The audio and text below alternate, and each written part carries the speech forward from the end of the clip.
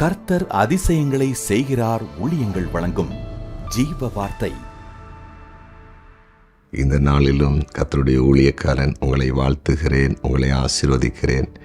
உங்களை கர்த்தர் ஆசீர்வதிப்பார். நீங்கள் சமாதானத்தோடு இருப்பீர்கள், சந்தோஷத்தோடு இருப்பீர்கள், வாழ்க்கையிலே முன்னேற்றம் அடைவீர்கள். அநேகருக்கு நீங்கள் நன்மை செய்கிறவர்களாய் நீங்கள் மாறுவீர்கள். விசுவாசிங்க. இந்த நாளிலே ஜீவ வார்த்தைக்கான வசனம் சங்கீதம் 11:4. கர்த்தர் தம்முடைய பரிசுத்த ஆலயத்தில் இருக்கிறார்.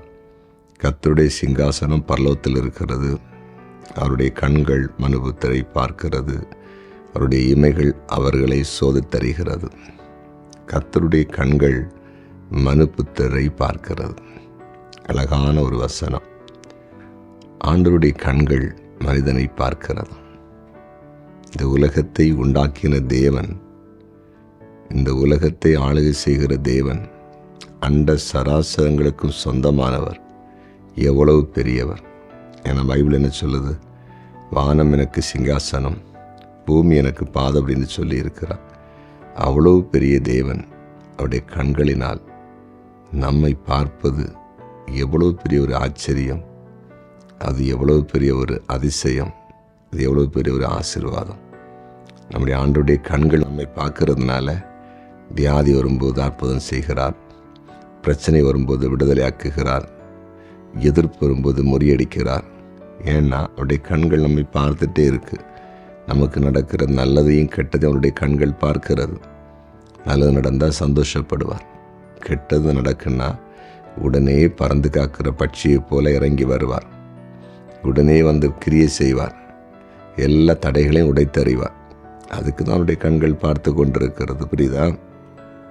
சங்கீதத்தில் ஒரு வசனம் இருக்குது, நான் கர்த்தருடைய கண்கள் நீதிமான்கள் மேல் நோக்கமாக இருக்கிறதுன்னு.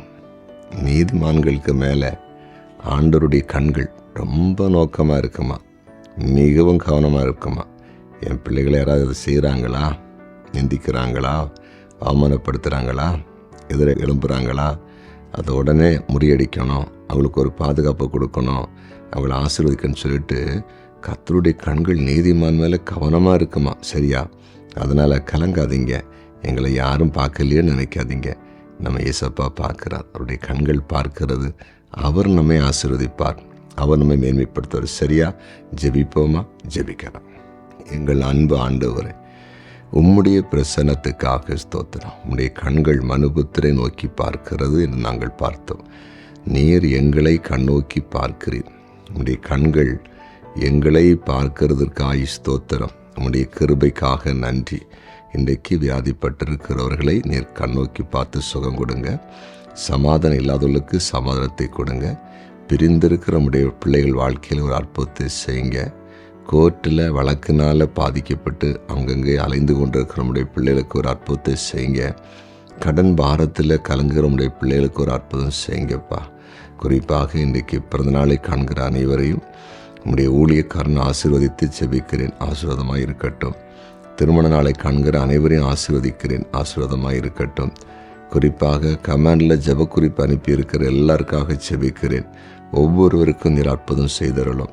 நீர் அப்படி செய்கிறேன், அதற்காக நன்றி. இயேசுவின் நாமத்தில் பிதாவே, ஆமேன், ஆமேன், ஆமேன்.